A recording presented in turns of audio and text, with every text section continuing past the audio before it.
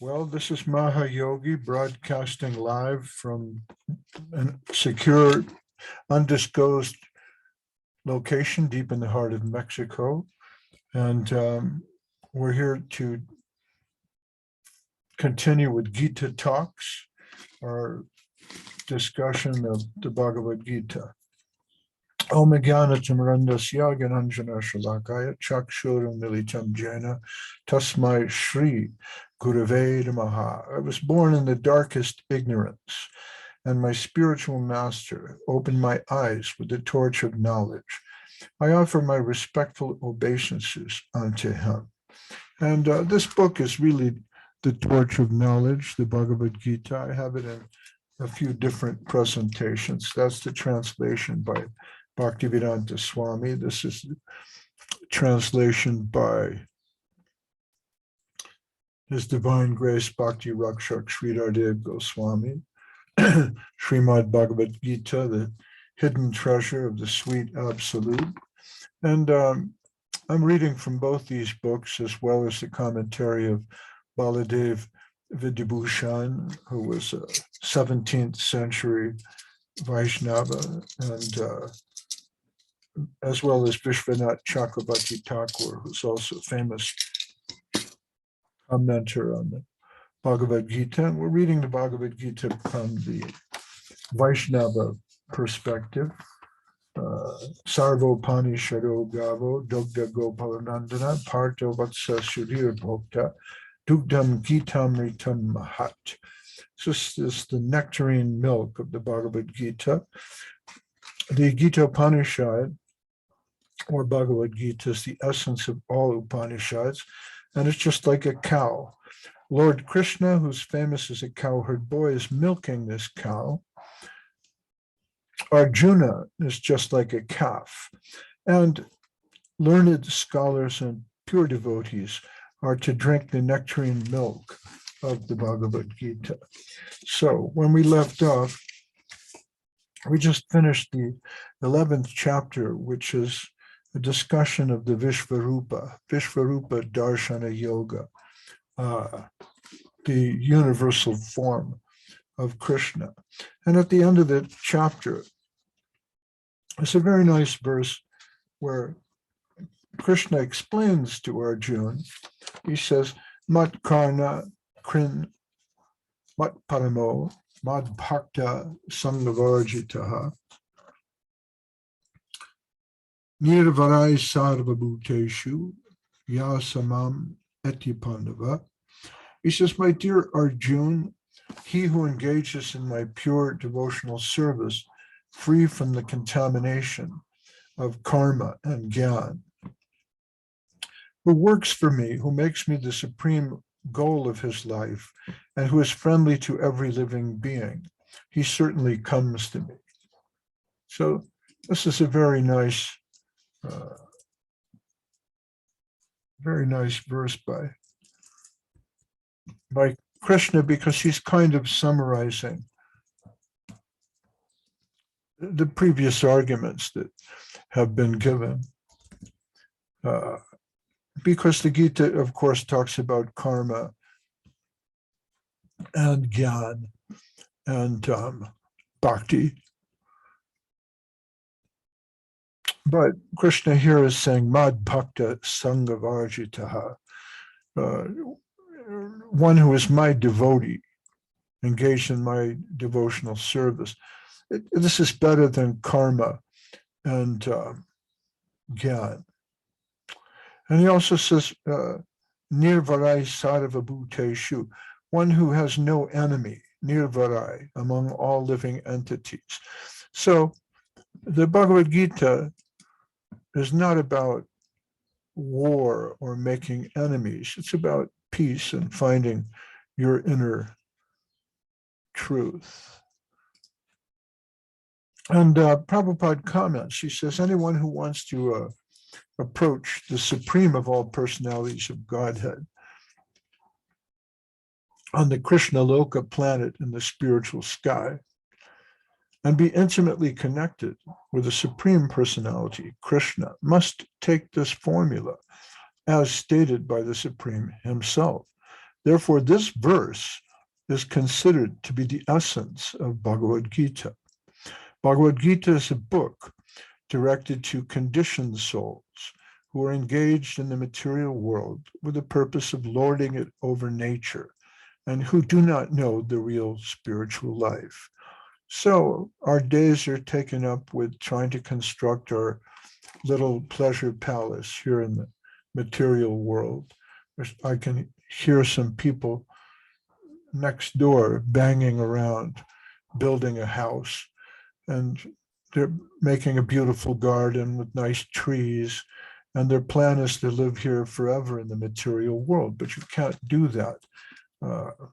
We're stuck in this material world only for a short time. And while we try to lord it over material nature, thinking that I am the Lord of everything, I'm God, I'm the Lord of everything I survey. This is a false premise, because death comes and takes us, or death may come to our friends and family and take them. And the inheritance you thought you were going to get from your father or your grandfather doesn't come through. Your rich husband divorces you and leaves you with nothing. All the plans that we make for our career, for a pension, for a nice situation in this material world, they can be affected by so many things, from war, plague, death. And I'm not trying to be negative, but realistic. So the Bhagavad Gita is directed to us. We're foolishly engaged in this material world with the purpose of lording it over material nature, and we're not interested in spiritual life. Someone comes to us and says, chant Hare Krishna, meditate. And we think, oh, this is foolishness. Leave me alone, go away. I'm busy dancing, I'm busy drinking, I'm busy playing with my friends. I have no time for this. But I remember we used to go into the airport and sell these books, and we would stop people and say, excuse me, sir, I have an interesting book for you. And they would say, I have no time. I don't have time. And sometimes we would say a little sarcastically, yes, you don't have time. Time has you. Time has you, time has me. So in this section of the Gita, Krishna says, Kalosmi Bharatarshava, I am time. You, in the 80s, used to be popular, these little agendas and books on how to manage time. And if you could manage your time, you would be a great success. But the thing is, you can't manage time because time is managing you. And we don't know how much time we have. So Bhagavad Gita is meant to show, how can we understand our spiritual existence and our eternal relationship with the Supreme Spiritual Personality, and how to go back home, back to Godhead. You know, there's a lot of different books on spirituality. There's a lot of different ideas about the afterlife, but none of these books explain the nature of the soul in depth on the same level as the Bhagavad Gita. In the Bible, Christ talks about my Father who is in heaven. And he says, there, my house has many mansions. And he speaks in parables.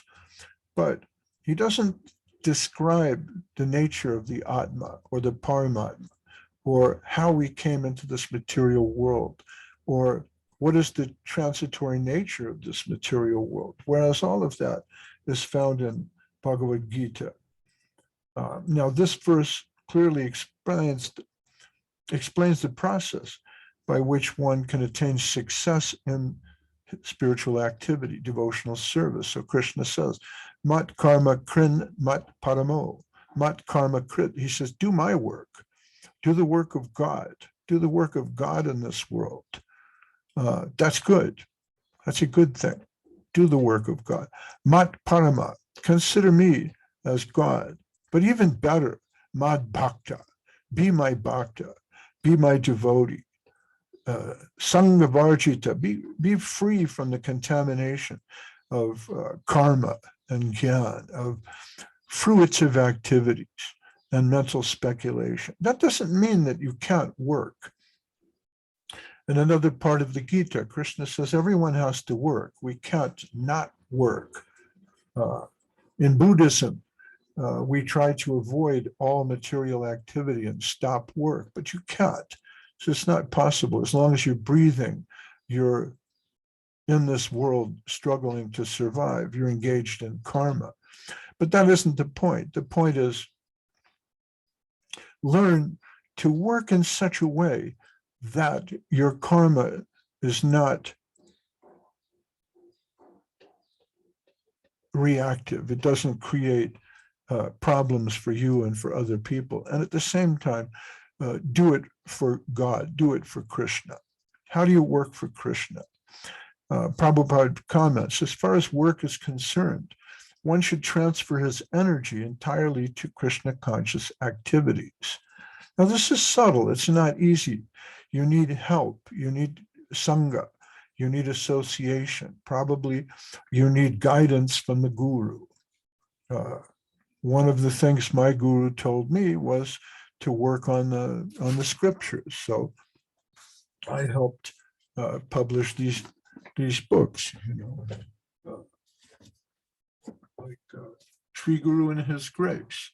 We published this in San Jose, California in the 1980s, or The Golden Volcano of Divine Love was another book that we published, or The Search for Sri Krishna, another classic, or The Loving Search for the Lost Servant. These are beautiful books. We worked very hard in California for about 10 years. And we had to organize people. We had to buy a printing press. We needed money. We had to transcribe the recordings of His Divine Grace, Sridhar Maharaj. We had to put these transcripts together in a cogent way and edit them so they made sense and fact check everything. Then we had to, in those days, it wasn't an electronic process, it was a physical process. So I had to clean the printing press at one point. I had to clean the ink off the rollers.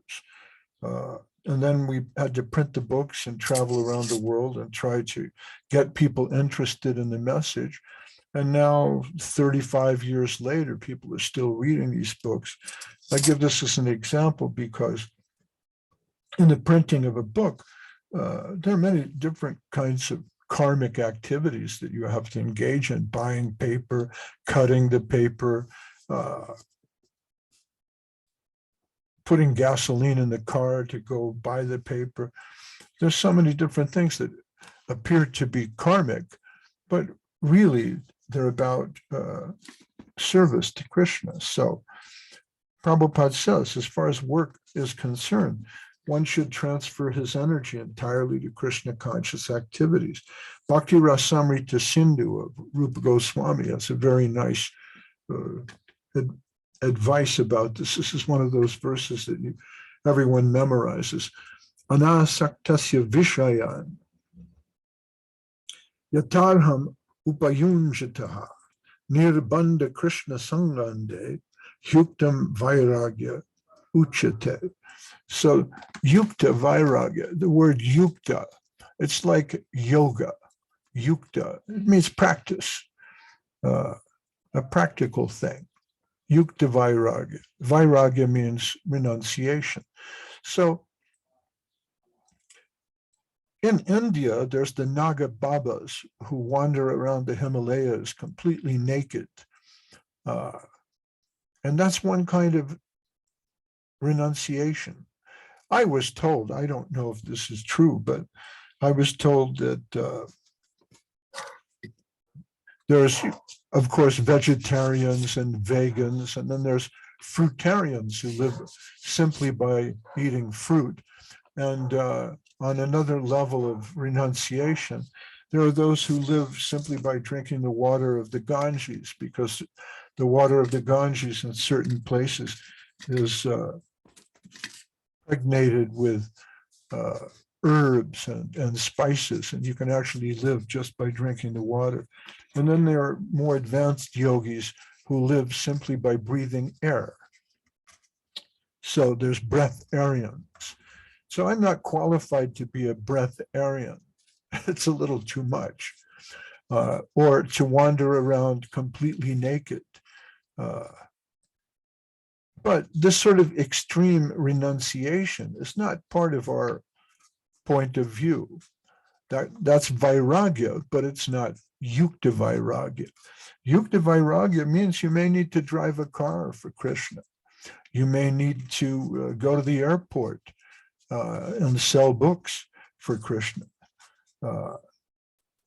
I used to have to wear a business suit in the airport when I was selling books. And they went to Srila Prabhupada and asked him, is it all right for devotees to wear Western dress? Can we wear a business suit? And Srila Prabhupada approved. He said, yes, if you have to do business for Krishna, then you have to dress for success in the Western world. So here Prabhupada comments, he says, no work should be done by any man except in relationship to Krishna. This is called Krishna karma.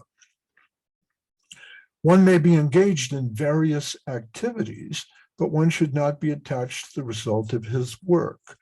So then again, doing everything that you need to do to maintain the temple, maintain the Krishna conscious movement.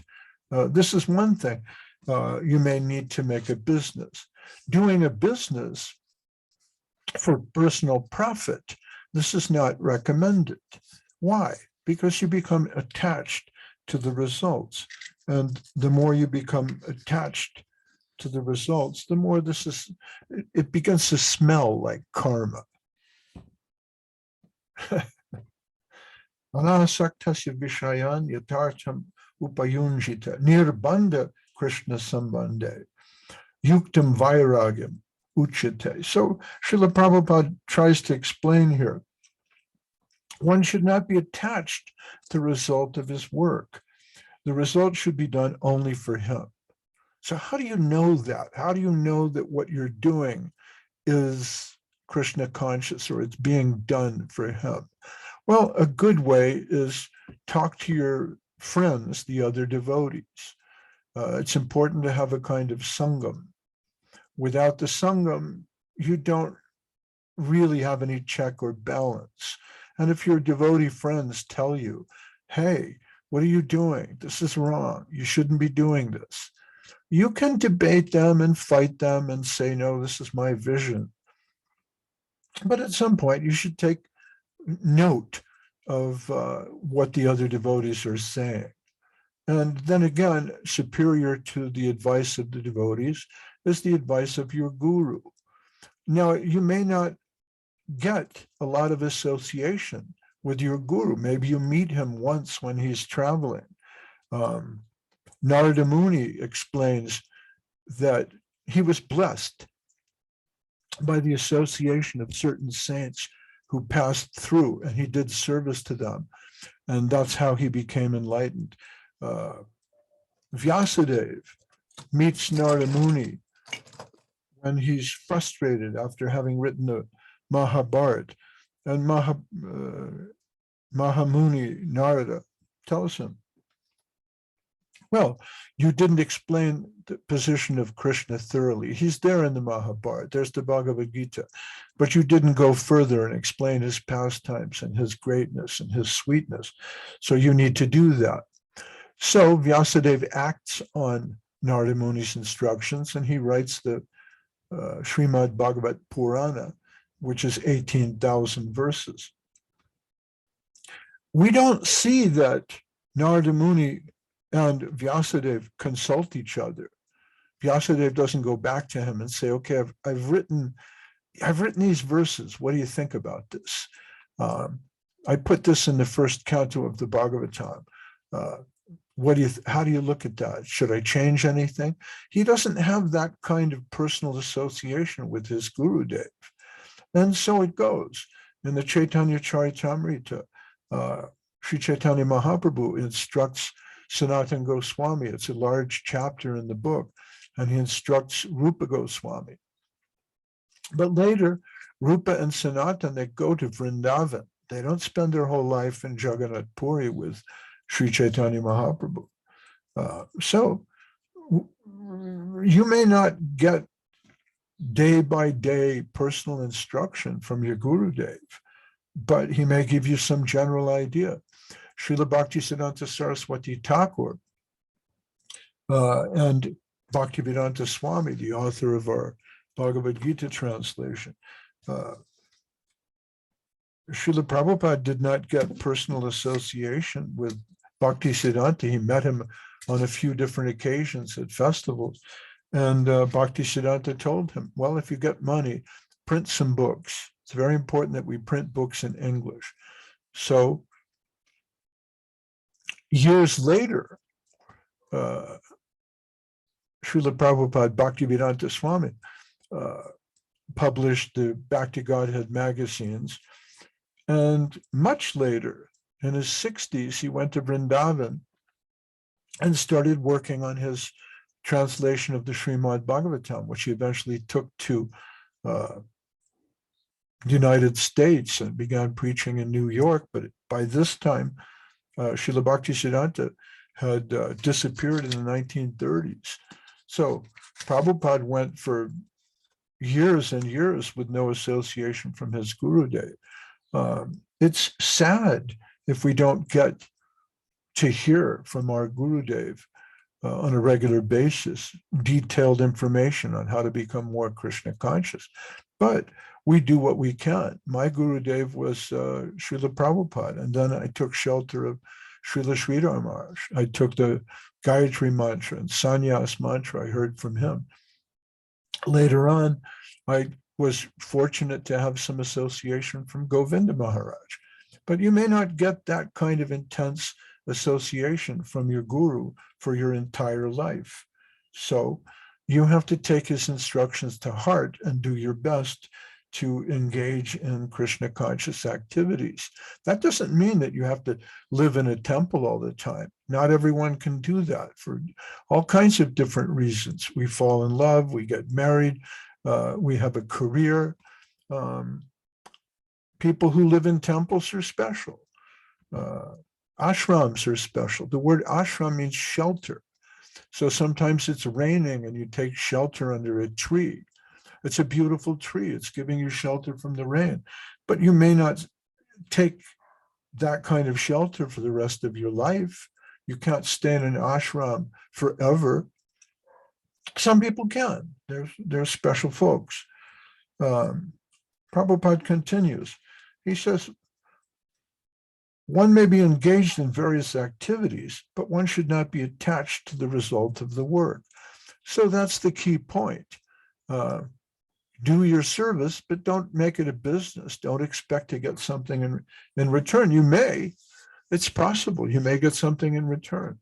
But if you don't be angry about that. Try to do it for Krishna. Prabhupada says, for example, one may be engaged in business, but to transform that activity into Krishna consciousness, one has to do business for Krishna. If Krishna is the proprietor, then Krishna should enjoy the profit of the business. So, for example, the Sri Chaitanya Saraswat Math in Navadvip, the owner of the Sri Chaitanya Saraswat Math in Navadvip are the deities. Radha Govinda, you know. If a businessman is in possession of thousands and thousands of dollars, and he has to offer all of this to Krishna, he can do it. Of course, you get into practical considerations as soon as you talk about money. How do you know it's really for Krishna?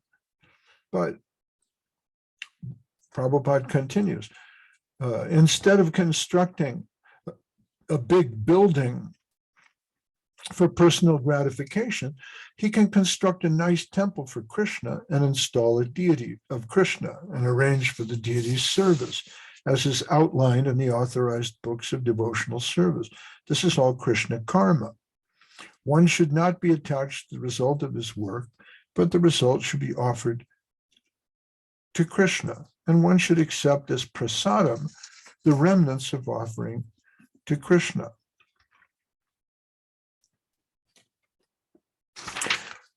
He says, if one is not able to construct a temple for Krishna, one can engage himself in cleansing the temple of Krishna. That is also Krishna karma.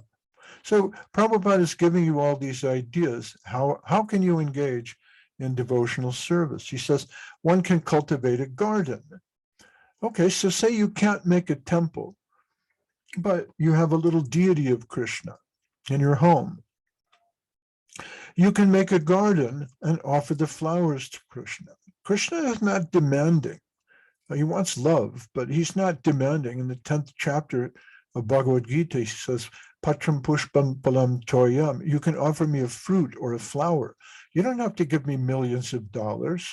You don't have to surrender all your income, but show me some love. Keep me in your mind. Shravanam kirtanam Vishnu smaranam. Remember me. Prabhupada says you can plant tulsi plants because tulsi leaves are very important. And Krishna has recommended this in Bhagavad Gita. Patram pushpam palam toyam. Krishna desires that one offer him either a leaf or a flower, a fruit or a little water. So this is not a demonic sacrifice. Krishna is not asking that you slaughter a goat and offer him the blood or something like that. This is not some weird form of pagan worship. You can offer a flower to Krishna. Prabhupada says, thus, even the poorest man can engage in the service of Krishna. These are some examples of how one can engage in working for Krishna. So this is Prabhupada's comment on this very nice verse. Later on, he says the pure form of devotional service is described in Bhakti Rasamrita Sindhu. This is another big verse that everybody memorizes. Anyabhilashita shunyam jnana karmani anavritam anukulyana krishnanu shilanam bhaktir uttama. So Rupa Goswami says you should be free from material contamination. Jnana karmani anavritam. Also, another problem again is association. If you associate with people who are addicted to fruitive activities and mental speculation all the time, then this will deviate you from pure devotional service. And another point that's interesting in this verse that I like, he says, Nirvaira sarvabhuteshu. A devotee of Krishna is friendly to everyone. Therefore, it is said here that he has no enemies. How is this? A devotee situated in Krishna consciousness knows that only devotional service to Krishna can relieve a person from the problems of life. So we try to help others. It's all right to be friendly with other human beings. We don't have to consider, oh, you don't worship Krishna, you don't follow this path, therefore you're a demon and you're going to go to hell. This is not our business to condemn people to hell. A devotee knows that only devotional service to Krishna can relieve a person from the problems of life. He has personal experience of this. Now, you should have personal experience that being situated in Krishna consciousness relieves you from the pain, suffering, anger, and anguish of material life. And so if you have that personal experience, you want to try to help others, but you can't force them. This is called compassion or karuna. And there's many different examples, Prabhupada said, in history of devotees of the Lord who risked their lives for the spreading of Krishna consciousness. There's many examples of devotees who risked their lives for Krishna consciousness. He says, the favorite example is Lord Jesus Christ. So here Srila Prabhupada mentions Christ as a devotee of Krishna. Obviously, Christ had a higher realization than what he was able to teach. Sometimes an engineer or a scientist or a great intellectual takes a position as a teacher. And sometimes as a teacher, you have to teach the ABCs. You know that there are more profound things than the ABCs. But if you don't teach the ABCs, your students will never access any higher knowledge. So sometimes the great teachers come and teach something very basic. Jesus Christ came and out of compassion, he tried to help people with their spiritual lives. Of course, he couldn't reveal the highest levels of Krishna consciousness to them. They weren't ready. And even so, he was crucified by the non-devotees, but he sacrificed his life for spreading Krishna consciousness. Prabhupada goes on, he says, there are many examples, such as Haridas Thakur and Prahlad Maharaj. Prahlad Maharaj is a child prodigy, a genius of Krishna consciousness.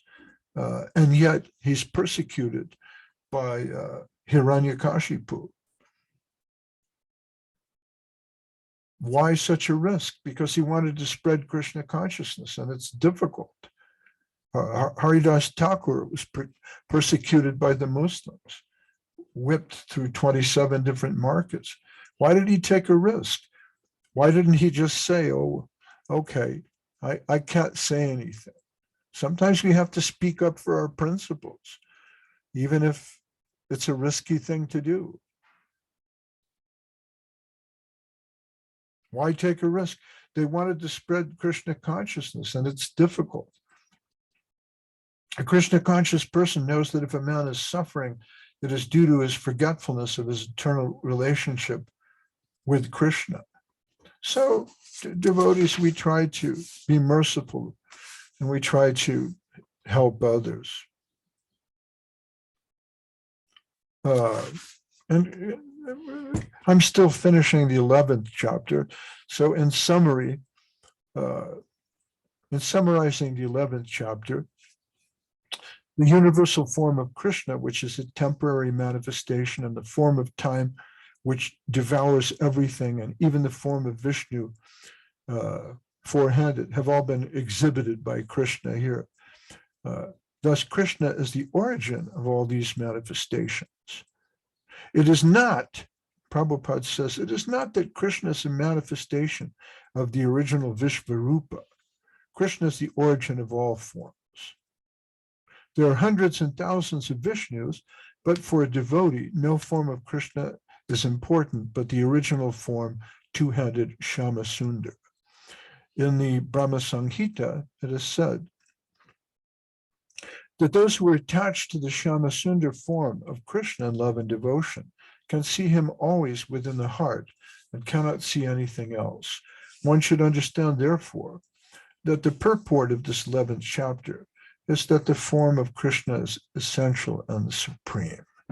So I just wanted to repeat that last verse, mat karma krim mat paramo mad bhakta sangavarjita nirvarai sarvabhuteshu yasamam eti pat pandava. My dear Arjun, he who engages in my pure devotional service, free from the contamination of fruitive activities and mental speculations, he who works for me, who makes me the supreme goal of his life, and who is friendly to every living being. He certainly comes to me. I just wanted to reiterate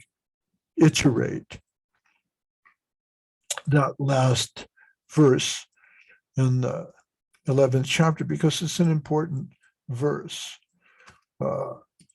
So as we come to the 12th chapter is very short. My plan was to finish it in one morning, but I might leave that till our next talk. But the 12th chapter is a very short chapter.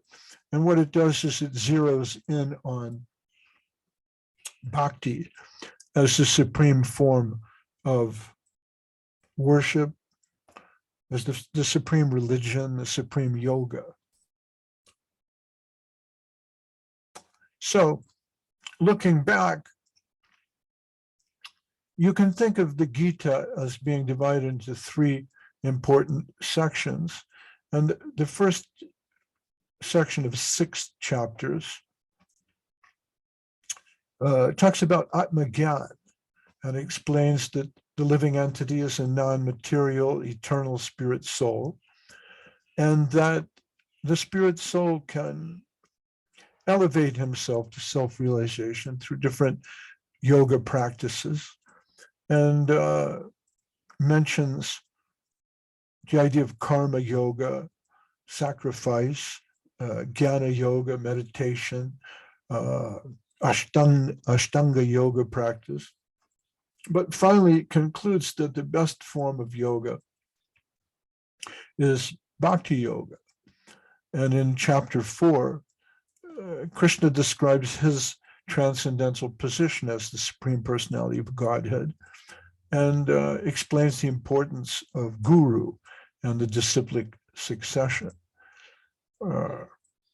Whereas in the next 6 chapters, Krishna begins outlining his energies, his opulences, his vibhutis, and then also describes what's the relationship between the Supreme Soul and the individual soul, and how dedication or devotional service is the means by which the soul can be reunited with God. And what is the nature of such devotional service? What is the activity of devotional service, which is the best form of self-realization?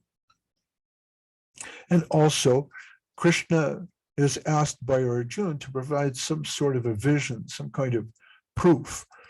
And so he reveals his universal form as the Vishvarupa, with all the gods of the universe and all the planetary systems, and later describes how Krishna reveals himself as the four-armed Vishnu and finally as Shama Sundar.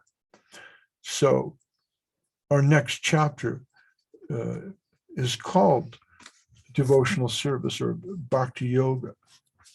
Every chapter in the Gita has a particular yoga. Like the last chapter was Vishvarupa Darshana Yoga. And this next chapter, chapter 12, is all about Bhakti Yoga. So Arjuna asks Krishna, he says, Evam satata yukdate bhaktastvam pariyupasate ye chapyaksharam avyaktam tesham ke yoga vitamaha. Now, Arjuna is already convinced. Maybe he's just asking this question for our benefit, but he says, who's more perfect then? Those who are properly engaged in your devotional service, bhaktyas tvam pariyapasate, or those who worship the impersonal Brahman, the unmanifest? And I think this has kind of already been asked and answered, but why would Arjuna ask this? Prabhupada comments, Arjuna's trying to settle the question, which is better? And he's trying to also clarify his own position because he's attached to the personal form of Krishna. He's not interested in the impersonal Brahman, but he wants to know whether his position is secure. So Arjuna is asking, in other words, what is the use of such a waste of time? Arjuna experienced in the 11th chapter that to be attached to the personal form of Krishna is best because he could thus understand all other forms at the same time, and there was no disturbance to his love for Krishna.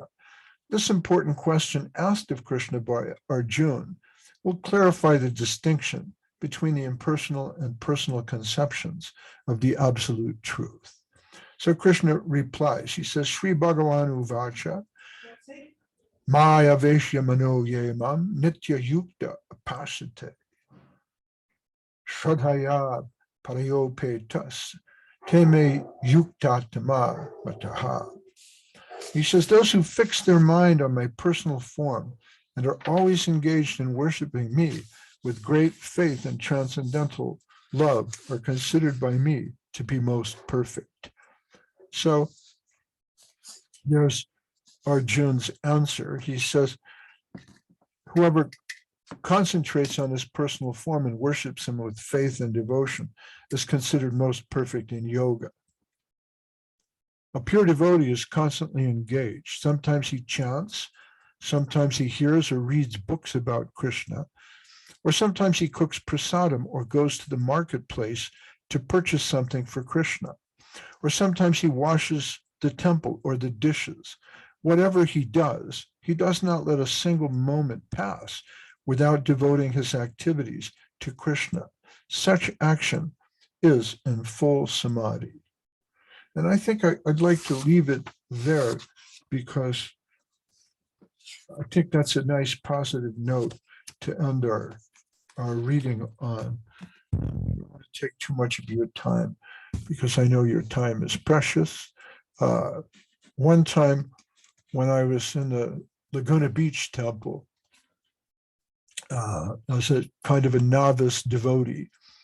My temple commander was the president was Agnidev, and he gave me a watch.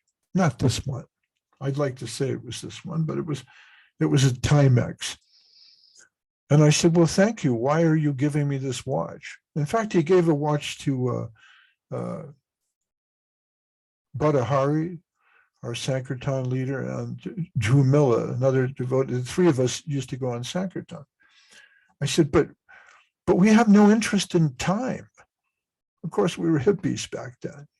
We didn't have any time. What's time?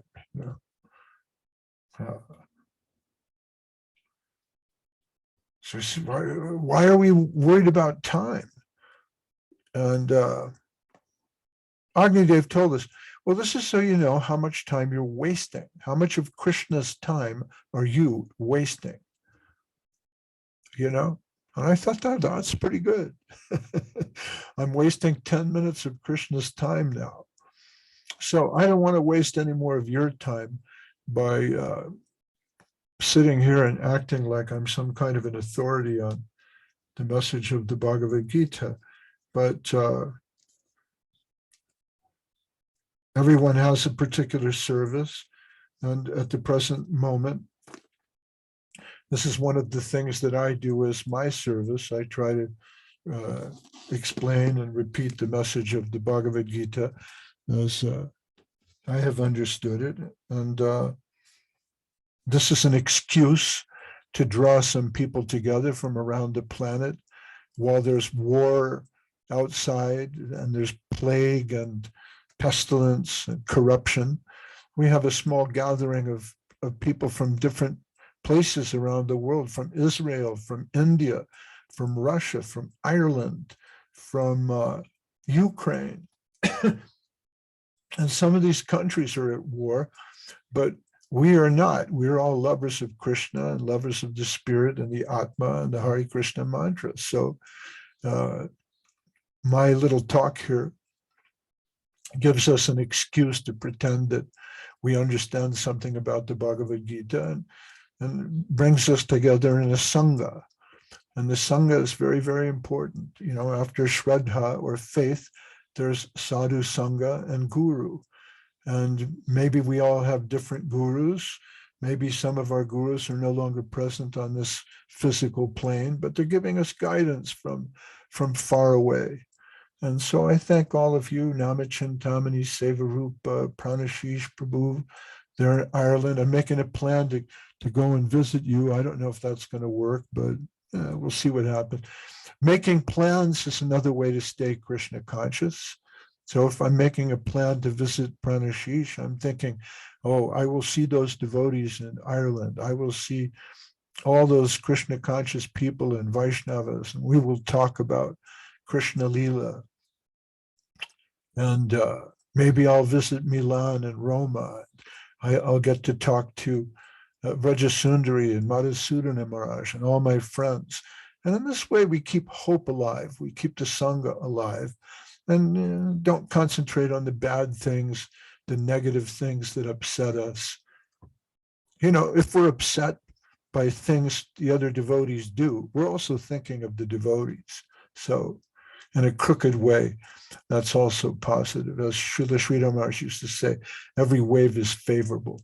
So thank you very much, all of you, again, for giving me a chance to talk about the 11th chapter. We'll read the 12th chapter next week and probably finish the whole thing. It's only about 20 verses. So any questions before I disappear into the ether?